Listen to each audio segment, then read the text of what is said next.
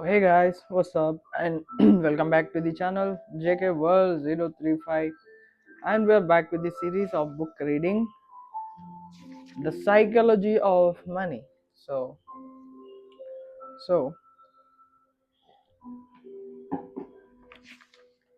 this is episode number 5. The chapter is Confounding Compounding. 81.5 billion of Warren Buffett's 84.5 billion net worth come after his 65th birthday. Our minds are not built to handle such absurdities. Absurdities. So listen carefully. I'm reading this chapter. So yeah. Lessons from one field can often teach us something important about unrelated fields.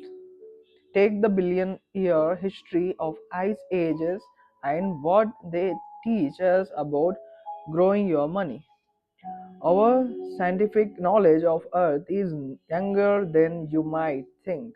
Understanding how the world works often involves drilling deep below its surface, something we haven't been able to do until fairly recently.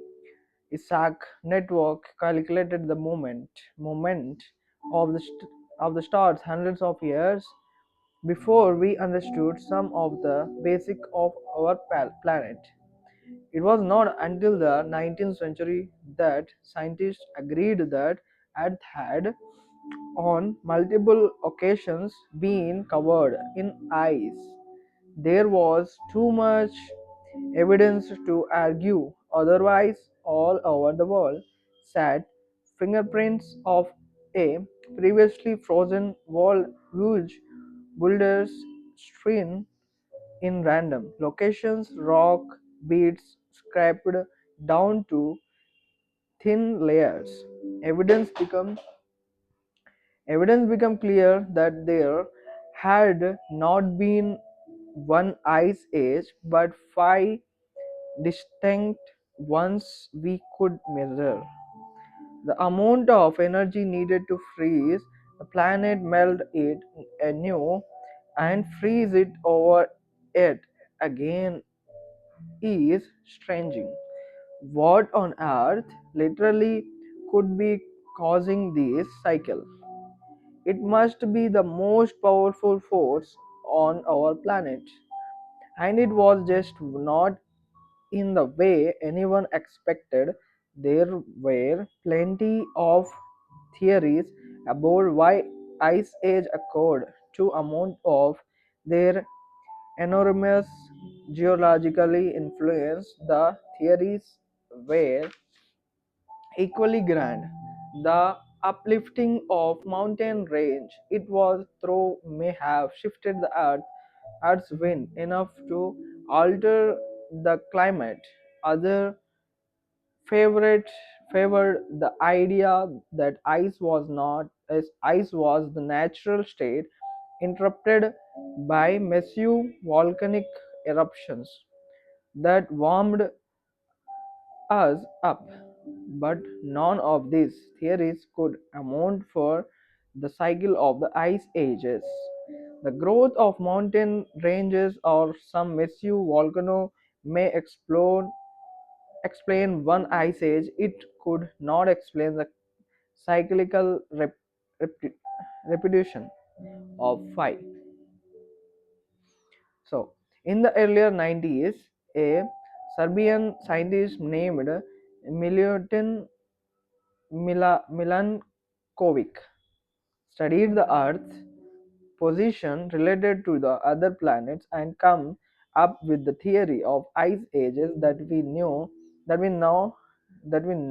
know is accurate. The gravitational pull of the sun and moon gently affected the Earth's motion and light towards the sun. So, during parts of this cycle, which can last tens of thousands of years, each of the Earth's hemisphere gets a little more or a little less solar radiation than they used to. And that is where the fun begins. Milankovitch, Milankovich's theory initially assumed that a light of the Earth's hemisphere caused revenuous winter cold enough to turn the planet into ice. But a Russian meteorologist named Vladimir Koppen dug deeper into Malaikovich's work and discovered a fascinating nuances. Moderately cool summer, not cold winter, where the ice culprit is being when a summer never gets warm enough to melt the previous winter snow. The leftover ice base makes it easy for snow to accumulate the following winter, which increases the odds of snow sticking around in the following summer, which attracts even more accumulation the following winter. Perpetual snow reflects more of the sun's rays, which exacerbates cooling, which bring more snowfall, and on. Within a few hundred years, a seasonal snowpack grows into a continental ice sheet, and you are off to the race. The same thing happen in rivers and orbital detail, leading more sunlight is melts more of the winter snowpack, which reflects less light the following years, which increases temperature, which prevents more snow the next year, and so on. That's the cycle. The amazing things here is how big something can grow from a relatively small change in conditions. You start with a thin layer of snow left over from a cool summer that no one would think anything of, and then in a geological blink of an eye, the entire earth is covered in miles thick ice. Has geologist Gwyn Suzels put it, it is not necessarily the amount of snow and cause ice sheets, but the fact that snow, however starts little starts. The big takeaway from Ice Age is that you don't need tremendous force to create tremendous results. If something compound, if a little growth survives as the fuel for the future growth, a small starting base can lead to results so extraordinary they seem to defy logic. It can be so logic defying that you underestimate what's the problem, where growth comes from, and what it can lead to. And so it is with money. More than 200 books are dedicated to how Warren Buffett built his fortune. Many of them are wonderful, but few pay enough attention to the simplest fact. Buffett's fortune isn't due to just being a good investor, but being a good investor since he was literally a child. Has a right. This Warren Buffett's net worth is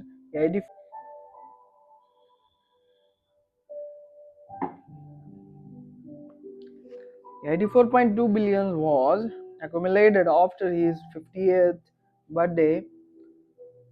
81.5 billion come after he qualified for social security in his mid 60s. Warren Buffett is a phenomenal investor, but you miss a key point if you attach all of his success to investing acumen. The the real key is to his success is that he is being a phenomenal investor for 3 quarters of a century. Had he started investing in his 30s and retired in his 60s, few people would have ever heard of him. Consider a little thought experiment. Buffett being serious investing when he was 10 years old. By the time come he was 30, he had a net worth of 1 million or 9.5 million. Adjust for inflation. What if he was a more normal person spending his teens and 20s exploring the world and finding his passion, and by age 30 his net worth was say $25,000, and let's say he still went on to earn the extraordinary annual investing returns he's been able to generate 22% annually, but quit investing and retired at age 60 to play golf and spend time with his grandkids.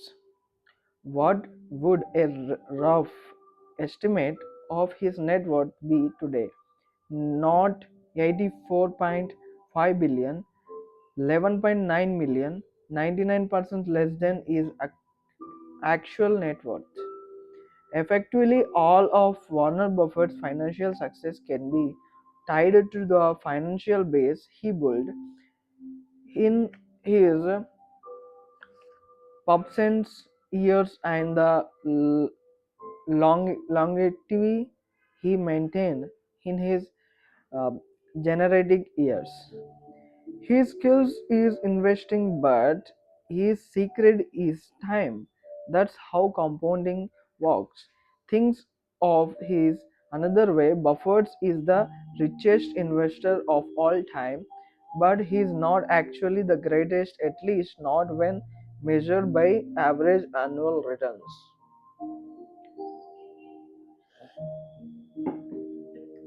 Jim Simonon, head of the hedge fund Resonance's Technologies has compounded money at 66% annually since 1988. No one comes close to this record. As we just said, Buffett has compounded at roughly 22% annually. A third has such much.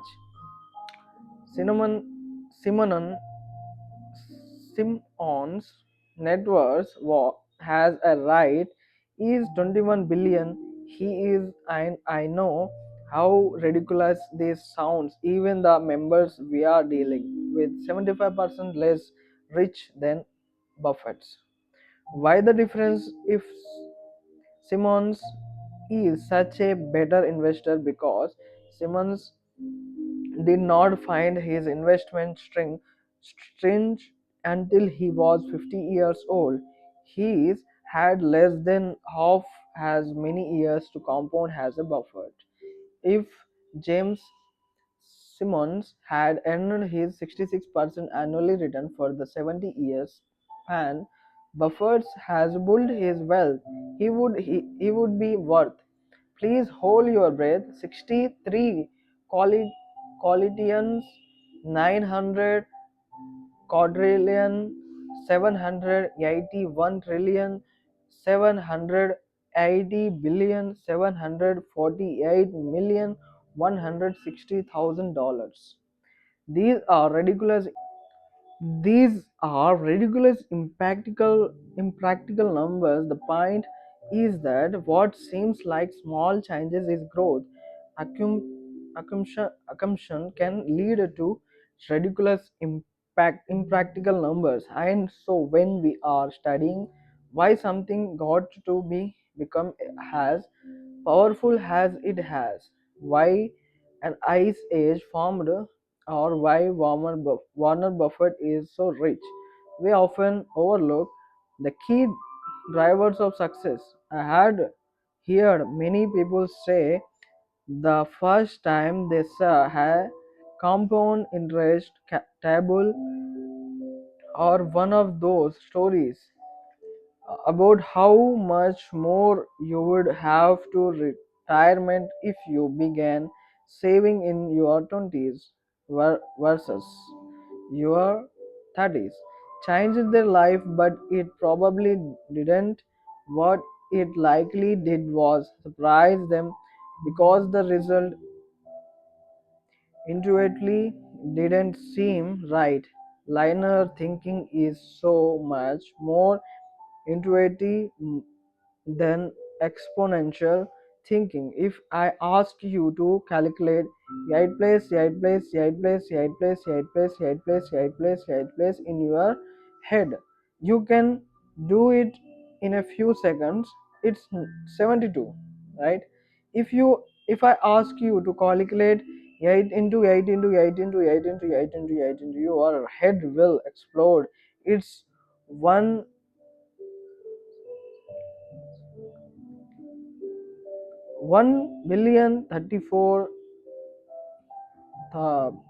million 217 lakhs $728. IBM made a 3.5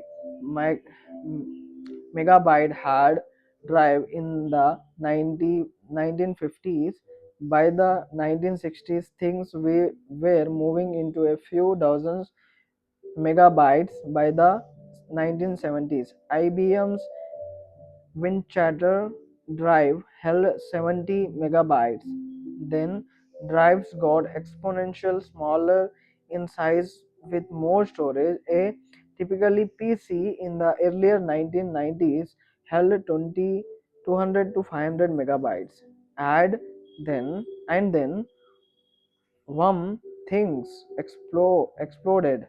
1999, Apple's iMac comes with a 6 gigabyte hard drive. In 2003, 120 gigabytes on the Power Mac. In 2006, 250 gigas on the new iMac. 2011, first 4 terabyte hard drive. In 2017, 60 terabyte hard drive. In 2019, 100 terabyte hard drive. Put this all together from 1950 to 1990, we gained 296 megabytes. From 1990 through today, we gained 100 million megabytes. If you were a technology optimist in the 1950s, you may have predicted that practical storage would become 100 times larger, maybe 10,000 times larger. If you were swinging from for the fences, few would have said 30 million times large within my lifetime, but that's what happened. The counter counterintuitive nature of compounding leads even the smallest of us to overlook its power. In 2004, Bill Gates criticized the new Gmail, wondering why anyone would need a gigabyte of storage. Author Stephen Levy wrote, dispute his currency with cutting edge technology. His mentality was unchanged in the old para- paradigm of storage being a commodity that must accustomed to how quickly things can grow. The danger here is that when compounding isn't intuitive, we often ignore its potential and focus on solving problems through other means. Not because we're we're overthinking, but because we rarely stop to consider compounding potential. None of the 22,000 books speaking about Buffett's success are titled "This guy has been investing consistently for three quarters of a century." But we Now that's the key to the majority of his success is just hard to wrap your head around that math because it's not intuitive.